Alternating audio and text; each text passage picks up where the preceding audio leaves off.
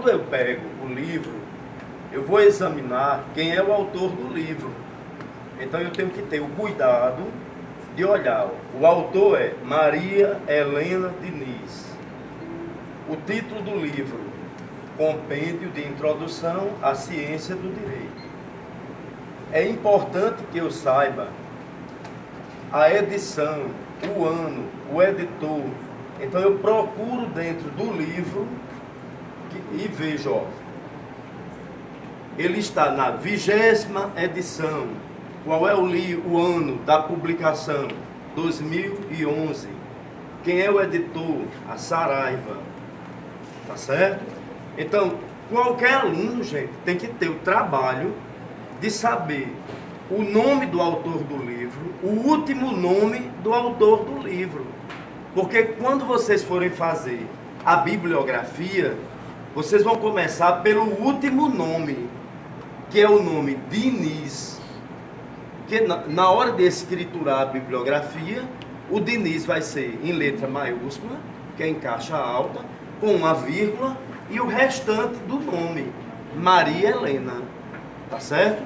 Porque para a ciência, vocês não vão chamar diretamente, ei Maria Helena, vocês vão chamar pelo último nome, que é Diniz. Maria é para a casa dela, para os familiares dela. Tá certo? Para nós, vai o último nome, na hora da gente escrever, no lugarzinho que tem no trabalho científico, bibliografia consultada. Tá certo? Então, eu examino o livro e olho se ele tem uma orelha. Isso aqui é uma orelha, tá certo? Qual é a finalidade da orelha do livro? A orelha do livro, ela sintetiza, ela dá uma síntese rápida do que o livro está trazendo. Às vezes o livro tem as duas orelhas, tá certo? Então, a maioria dos livros vai ter a orelha. O aluno tem que conhecer que isso aqui é uma orelha de um livro. Essa orelha tem uma finalidade. Às vezes alguém é convidado para sintetizar o livro e colocar a síntese na orelha do livro. Às vezes o próprio autor, como é o caso de Maria Helena Diniz, ela fez na orelha do livro a síntese do livro. É importante isso para vocês? Sim. Um aluno que não sabe manusear o livro, que manuseia o livro com quem? Um aluno que não sabe manusear o livro, que manuseia o livro com quem? Manuseia a revista Caras. O nosso objetivo aqui é vocês terem uma atitude o mais... No início do livro, eu vou encontrar, ó, o sumário, tá certo? O que é o sumário? O sumário é a distribuição racional, sistemática, de todos os assuntos do livro. Então vocês vão aprender que no sumário do livro, eu tenho a sistematização racional de todos os capítulos, de todos os itens desse livro. Por que é importante isso? É para vocês não ficarem, professor, onde eu acho, não é? Um aluno do primeiro ano de Direito, do primeiro ao último, que vai ficar viciado em perguntar ao professor, ei, aonde é? Vocês vão ter que aprender a pegar o livro, examinar o sumário e no sumário detectar qual é o capítulo que o professor está dizendo que é importante para vocês. Tá certo? Então, todo livro tem o quê? No início, sumário. Sumário é um elemento pré-textual. O livro é dividido em quê? Elementos textuais, elementos pré-textuais, que vêm antes do texto, e os elementos pós-textuais, que é a bibliografia, a conclusão, que vem após aquele texto. Tá certo? Então, se eu digo, leiam o capítulo 4, que trata de lógica, do livro de Marilena Chauí. Vocês vêm na biblioteca, vocês vão olhar Marilena Chauí.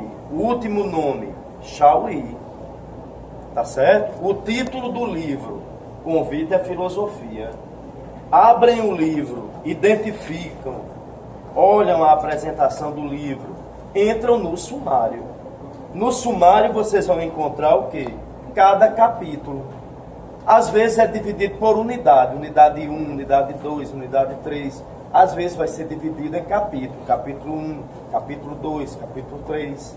Tá certo? O problema é, eu tenho preguiça de ler o sumário. Quem tem preguiça não cresce na ciência. E o campo do preguiçoso não é a universidade. Não é? Esse não é o local de quem está com muita preguiça. Então eu tenho que ter o desejo, a vontade, a necessidade de olhar o sumário, ver as unidades e identificar o capítulo. Você acha o capítulo, tem o número do capítulo, tem a página no sumário. Então, se é Lógica, capítulo 1, página 134, você vai lá para a página 134, né, e vai examinar que o que está sendo dito lá no sumário é exatamente aquilo que você quer dentro do livro. Tá certo isso? Então, é a gente ter vontade e coragem de pegar o livro, procurar na biblioteca, examinar o sumário, e no sumário eu terei o númerozinho da página, aonde eu vou encontrar aquele capítulo. Mas no livro eu vou ter também, na parte final, eu não vou ter um sumário, eu vou ter o índice, tá certo? Então, o correto é que no final de todos os livros eu tenha o índice. É importante que vocês entendam isso. Outra coisa, se vocês quiserem saber no livro, na dissertação, de que está tratando de modo mais rápido, numa dissertação de mestrado, numa tese de doutorado, numa monografia, aí vocês vão, fazem a leitura do prólogo. Então tem livros que vai ter um prólogo, tem livros que vai ter uma introdução, existem monografias que vai ter também a introdução, tá certo? Então, quando eu leio a introdução, eu estou lendo sistematicamente, em 2 laudas, em 4, em 3, todo o conteúdo daquele livro, de modo bem rápido e condensado. Eu consigo até identificar, naquela introdução, o método. Qual foi o método de procedimento do autor? Eu consigo entender os capítulos, porque ele organizou tudo isso em capítulos, em itens. Tá certo? Então, está encerrado essa partezinha do livro. Tá? Deu para entender todo mundo? Outro pequeno detalhe. Vai chegar um dia que eu vou mandar vocês lerem um texto sobre a evolução do constitucionalismo brasileiro. Ele é um texto histórico. Eu não vou encontrar esse texto histórico lá no livro de História do Direito, porque é um texto rápido. Tá certo? Então, qual é o livro que vocês vão procurar? O mestre José Afonso da Silva. Ninguém vai dizer, Luiz, não existe o texto, porque o livro está aqui. Então vocês vão, olham a capa do livro, identificam o nome do autor, José Afonso da Silva. Título do livro, Direito Constitucional Positivo. Novamente vocês vão no sumário, tá certo? E vão procurar no sumário, aonde é que está escrito no sumário, evolução do constitucionalismo brasileiro. Então vocês vão pegar o livro, feito a procura, ó, capítulo 3 da evolução política do constitucionalismo brasileiro. Tá certo? É uma história do Brasil delineada do ponto de vista de um pensamento de um constitucionalista, que é o caso de José Afonso da Silva, que é um historiador aqui. Ele é um historiador, o sistema de história que ele coloca aqui é materialista histórico. Então ele está colocando, a fase colonial, a fase da monarquia, a fase da república, tá certo? A fase da República Velha, da era de Vargas, da República pós-Vargas e a fase atual da democracia. Por que eu estou tendo cuidado em dizer isso? Porque algum aluno diz assim: Luiz, não tem na biblioteca. Então, como é que você diz que não tem, se você não tem coragem nem de subir a biblioteca para olhar? Então, o livro existe, ele está aqui, e o capítulo é exatamente esse. Vocês vão pegar o sumário, identificar no sumário e saber que esse capítulo existe no livro de José Afonso da Silva. Agora vamos para os de introdução.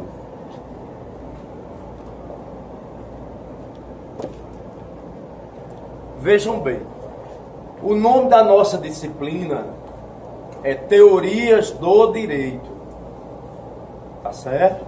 Aonde eu vou extrair as teorias do direito? De imediato, vocês vão pesquisar no livro de Paulo Dourado, que é um livro de introdução ao direito, no livro de Hugo de Brito Machado, no livro de Venosa, no livro de Maria Helena Diniz. Então, ninguém vai poder dizer: Luiz, eu não encontro livros. Os livros a universidade oferece na biblioteca. A biblioteca contém os livros, aonde vocês vão ter todo o conteúdo que vai servir para a parte teórica metodológica, a parte epistemológica da parte que ele colocou como, né, a teoria do direito, tá certo? Para que alguém não diga assim: eu não estou encontrando livro de teoria do direito, Luiz. Se não vai encontrar, é porque não querem procurar, tá certo? Mas a universidade está oferecendo os livros adequados. Quem gosta de um autor que observa a Gênese, faz algumas sínteses, vai para Maria Helena Diniz. Quem gostar de um autor que está preocupado apenas com o positivismo, vai procurar Hugo de Brito Machado. Quem gostar de autores mais voltados para uma escritura teórica metodológica, de uma sistematização mais complexa, pode procurar Paulo Guzmão. Tá certo? Aqui vai depender dos objetivos de vocês, do tempo de vocês, mas todos devem ler os textos que eu disser, principalmente aqueles textos que foram retirados de Maria Helena Diniz. Procurar o livro de Maria Helena Diniz e fazer algumas observações. Como nós não temos, no momento, o livro do Hans Kelsen, A Teoria Pura do Direito e a Teoria do Estado, o que eu fiz com vocês? Eu coloquei o livro no Black. Então, o livro já está no Black, à disposição, para ninguém reclamar que não é possível fazer nenhuma leitura do texto de Kelsen. Tá certo? Então, vejam bem, se eu tenho que ler um capítulo do livro, agora eu vou passar para vocês o método de leitura. O objetivo do aluno de Direito é ler. Todo aluno do curso jurídico, ele tem o compromisso, a vocação, a dedicação com a leitura. Tá certo? Como é que eu devo ler? A primeira leitura é a leitura geral que eu faço do livro, que eu identifico desde a capa, né? A orelha do livro, o sumário do livro, a introdução do livro. Mas, se eu tenho que ler o capítulo Conceitos Jurídicos Fundamentais, os conceitos jurídicos fundamentais, eu encontro no sumário, vejo que é na página 257. Vou procurar na página 257, tá certo? Então, como é que eu vou fazer a leitura? Primeiro eu vou fazer uma leitura de todas as páginas, de uma só vez. Tá certo? Eu nem vou poder passar o traço, nem vou poder anotar nada, que é para o meu espírito fazer um reconhecimento geral de todas as estruturas de linguagem que tem aqui. Então, eu leio de ponta a ponta aquele capítulo. Tá certo? Eu faço um reconhecimento. O meu espírito, que é o meu sistema nervoso central, que vai envolver o telencéfalo, o rombencéfalo, o prosencéfalo, a ponte, o bulbo, visão, tudo isso vai fazer essa leitura. Não é? Terminada essa leitura, eu vou para a segunda leitura, que não é mais um reconhecimento, que já é uma leitura, mas indo detalhar cada elementozinho que eu vou encontrando. Eu tenho que começar essa segunda leitura já fazendo observações na mente, tá certo? É na terceira leitura que eu vou usar o lápis e vou poder sublinhar aquilo que eu encontro que é principal, aquilo que eu encontro que é secundário. E quando é que eu vou fazer o fichamento? Na quarta leitura. Na quarta leitura, eu vou fazer o fichamento e depois de tudo, eu fecho, o livro vai ficar fechadinho, eu pego meu caderno e vou fazer uma síntese, sem examinar o livro. Porque no meu espírito já está concatenado, não é? Eu já fiz a retirada desses elementos que para mim são importantes, para que eu saiba objetivos, né? Características, quais os objetivos naquela leitura, quais as características, se eu vou fazer uma análise. Então, a minha leitura pode ser uma leitura analítica, pode ser uma leitura interpretativa, pode ser uma leitura para a elaboração de um bom fichamento. Então, eu vou primeiro fazer a leitura analítica, depois a leitura mais, né? Mas eu vou sistematizando essa leitura, eu vou melhorando essa leitura, tá certo? Então, eu não posso ler um livro como quem lê a caras, nem como quem lê a Veja.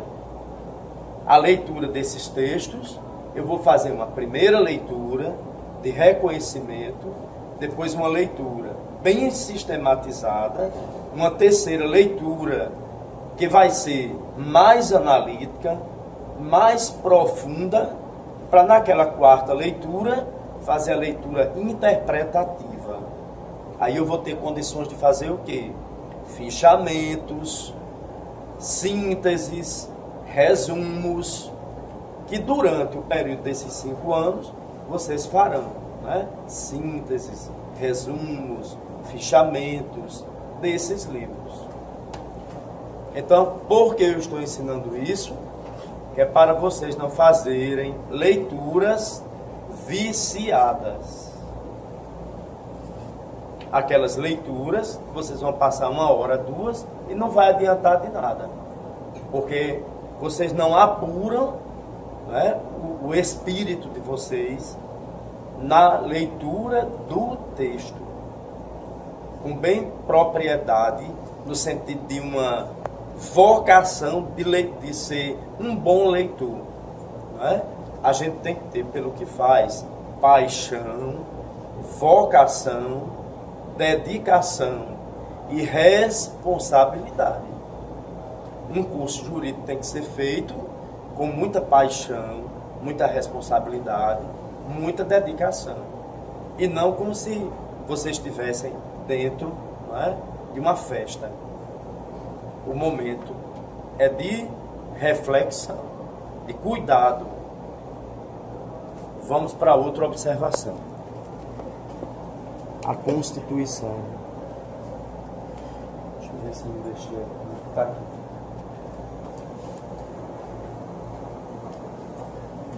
Pessoal, aqui eu tenho a Constituição, tá certo? Então, a Constituição é o quê? A Constituição, ela é a norma que nós vamos entendê-la como fundamental. Então, ela tem força normativa. E uma Constituição, ela tem que ser lida, você observando que ela tem logo no início, logo no sumário, ele já está mostrando isso, ó, pelo sumário, o preâmbulo, tá certo? Então, as constituições brasileiras, desde a Constituição, a primeira, que é a imperial, já existia o preâmbulo, tá certo? O que é um preâmbulo? O preâmbulo é um pórtico de entrada, porque nos edifícios da velha Grécia Antiga, onde está a origem das constituições, as constituições gregas, né? Todo edifício grego tinha um pórtico, tinha uma entrada, tá certo? Então, o pórtico de entrada é o seu preâmbulo. E o que é que eu encontro no preâmbulo? Eu encontro os elementos da ideologia do momento em que a Constituição foi elaborada. Eu encontro, para uma corrente teórica, o preâmbulo tem força normativa. Para o Supremo Tribunal Federal, ele não vai ter força normativa, porque ele representa o momento circunstancial em que os brasileiros elegeram os deputados e senadores para a Assembleia Nacional Constituinte e elaboraram a Constituição. Tá certo? Então, a primeira coisa que eu vou encontrar é o preâmbulo. Posteriormente, eu identifico que ela é dividida em títulos.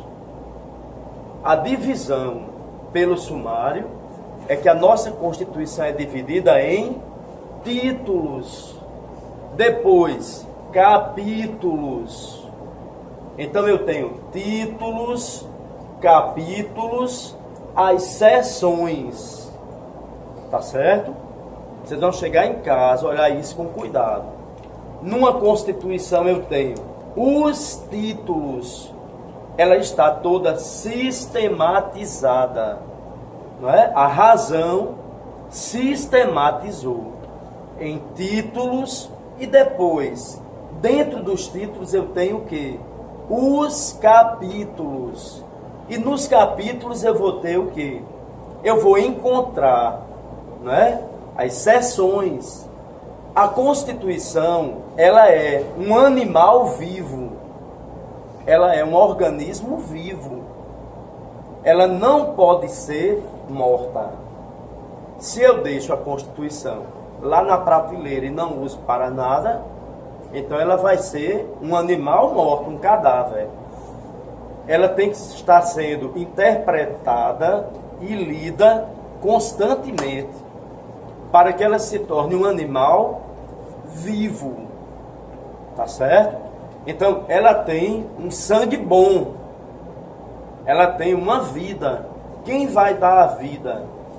É todos que pegam a Constituição e trabalham com a Constituição para que ela possa servir nas nossas relações, para que ela faça sentido, porque ela é uma representação social. Por que ela é uma representação social? Porque ela é produto e processo, não é? Então, como ela é uma síntese, ela é uma representação social de um povo, porque ela é o produto e o processo de tudo isso, não é? Quando nós elegemos os representantes, que são os nossos delegados para elaborar a Constituição, eles vão chegar lá com todas as representações sociais de um povo, tanto representações coletivas, como sociais, como culturais. Por isso que ela vai ser produto e processo. Nós vamos encontrar também na nossa Constituição, quando eu analiso, né, cada título, cada capítulo, eu começo a perceber que eu tenho os parágrafos. Então, em um artigo, eu vou poder encontrar os parágrafos, as alíneas, tá certo? Então, vocês, cuidadosamente em casa, vão olhar que ela possui parágrafos para vocês identificarem aonde estão os parágrafos, para vocês identificarem as alíneas, né? Cada inciso de cada artigo. De modo geral, nós temos que ver também que a Constituição, ela, aqui no seu, vamos aqui para o último momento, antes da DCT, então, a Constituição, ela termina no artigo 250, mas ela não é dividida por artigos. Ela é dividida a partir de quê? Preâmbulo, os títulos, os capítulos, as seções, tá certo?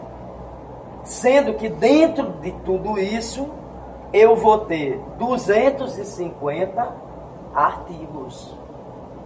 Quando eu termino o último artigo, então eu vou encontrar mais um livrinho denominado Ato das Disposições Constitucionais Transitórias. Serve para quê? Para que determinadas coisas que não foram resolvidas, que não foram normatizadas dentro do contexto da Assembleia Constituinte, eles vão pedir que sejam feitas depois. Então, os artigos da ADCT podem ser artigos que têm uma força normativa e que chegou o momento da resolução, depois eles vão perder a sua força. Então, nós vamos dizer que eles são normas que já cumpriram o mandamento, não é? Exemplo, na ADCT diz assim: no dia 7 de setembro de 1993, o eleitorado definirá a forma, se vai ser republicano ou uma monarquia constitucional, através de um plebiscito. Isso já houve. A decisão foi dada pelo eleitorado. Aonde eu encontro isso? Na ADCT. Tá certo? Então, terminou o último artigo, eu vou encontrar o quê? A ADCT. Vocês têm obrigação de toda semana ler essa Constituição, incluindo a ADCT. Um aluno de direito que desconhece a ADCT tem que conhecer aonde está a ADCT. Depois da ADCT, nós vamos encontrar as emendas. As emendas à Constituição. Todas as vezes que o Congresso Nacional faz um pedacinho de pano novo para colocar dentro da Constituição, esse pano novo é uma emenda, tá certo? E a emenda é como se ela fosse bem ela é extremamente rígida no processo de elaboração e ela é colocada dentro do texto da Constituição, tá certo? Após as emendas, eu posso encontrar também na Constituição, depois de toda essa série de emendas, eu posso encontrar também publicado alguma norma que deriva de um tratado sobre direitos humanos, tá certo? Então, pode ser que eu encontre, não nessa Constituição, porque ela aqui está mais antiga, a data da publicação é 2007, mas se vocês pegarem uma publicada pelo Congresso, agora em 2019, vocês vão ver que nós já temos o conteúdo de um tratado que trata sobre direitos humanos. Tá certo? Pode falar. Professor, como é que a gente vai, a dica que o senhor daria para quem, por exemplo, quer se manter sempre atualizado com relação às emendas que saem? Porque sempre está saindo, sempre está saindo. Então, como é que a gente recebe Congresso Nacional, Governo Brasileiro. Vocês podem colher da internet, vocês vão colocar Constituição Brasileira, aí vão colocar a última emenda, tá certo? Lá eles têm a listazinha das emendas, aí eles fornecem a você de imediato qualquer lei que você queira, você vai encontrar através de quê? Da busca no Congresso Nacional ao governo brasileiro, e ele imediatamente prepara e você tem no seu computador, se quiser copiar, ou você vai passar para o papel esse material. Essa atualização, o senhor aconselha ser feita tipo semanal, mensal?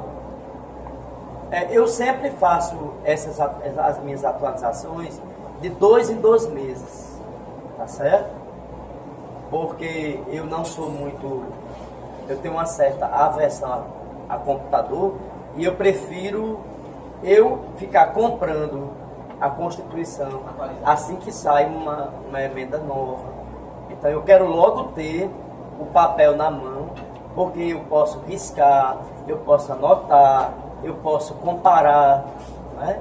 Eu já digo a vocês uma coisa: se vocês forem comprar uma Constituição, compre a atual da Atlas, tá certo? Por quê? Porque ela tem as anotações que são importantes para vocês. Eu não aconselho vocês ficarem estudando na Constituição que vem de presente dos deputados e senadores. Por quê? Porque nem sempre elas estão atualizadas, tá certo? E também porque elas não têm essas notas que vocês vão encontrar nessa Constituição. Exemplo, só aqui para princípios fundamentais eu tenho quase 4 notas gerais, tá certo? Então é importante, eu acho importante uma Constituição assim, separadinha, toda à disposição do leitor, que tem essas notas, e eu gosto muito dessa daqui. Não é uma propaganda da Atlas, é uma questão de dizer para vocês o que é mais rápido, o que é melhor para vocês estudarem. Você pega uma Constituição, como me deram essa semana, que veio do Congresso, eu só tenho o esqueleto da Constituição. Eu não tenho uma anotação de dia nenhum, de nenhuma emenda que foi elaborada. Então, sintetizando, eu vou pegar a Constituição para estudar. A Constituição está dividida em quê? Está dividida em preâmbulo, títulos, capítulos, seções. Eu vou examinar que ela tem os artigos, depois que termina os artigos, a ADCT, depois que termina a parte da ADCT, eu tenho todas as emendas, e depois das emendas, aqueles tratados sobre os direitos, direitos que são importantes, direitos humanos, que o Congresso Nacional deu beneplácito e foram colocados na Constituição. Até porque a própria Constituição, no artigo 5º, lá nos parágrafos, está falando sobre isso, tá certo? Sobre a escrituração desse conteúdo que tem o mesmo valor de norma constitucional. Tá claro? Bem, vamos para o próximo passo. Eu sempre digo a vocês que fazem direito que o curso de direito é um curso que exige uma prática, a leitura, tá certo? Então eu recomendo a vocês que leiam 2 livros acompanhando esse primeiro ano. É o livro História Econômica do Brasil, de Caio Prado Júnior, tá certo?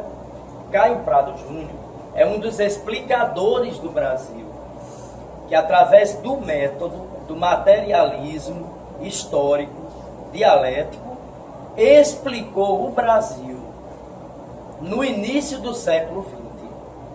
História econômica. Não é? História econômica do Brasil.